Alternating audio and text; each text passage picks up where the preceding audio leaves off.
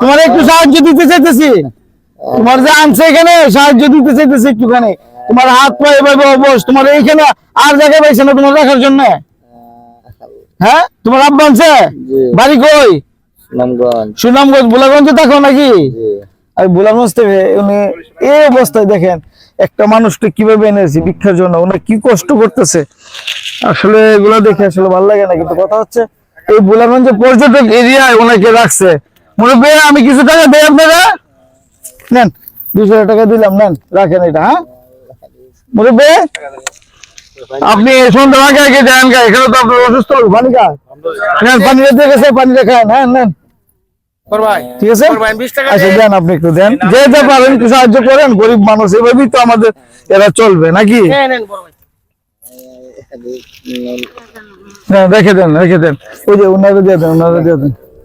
আসলে এইভাবে এই তো গরিব মানুষ, একটা মানুষকে আসলে এইভাবে কষ্ট দেওয়া, এখন পয়সার জন্য কি করবে, কিছু করার তো না।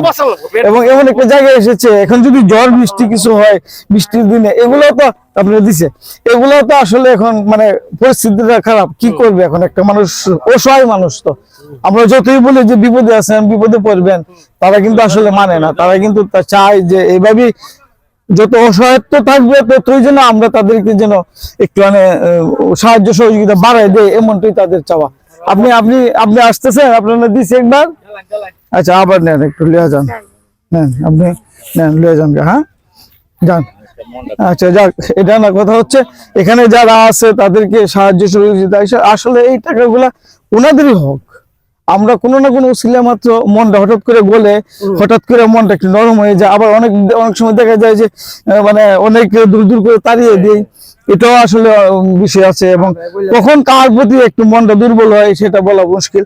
আল্লাহ বাকি তখন মনটা নরম করে দেয়, আমাদের পকেট থেকে কিছু বেড়ে তাদেরকে দেয়, আর তাদের উসিলায় হয়তো আমরা আল্লাহ পাকের কাছে এই পয়সাটা ইনকাম করতে পারি।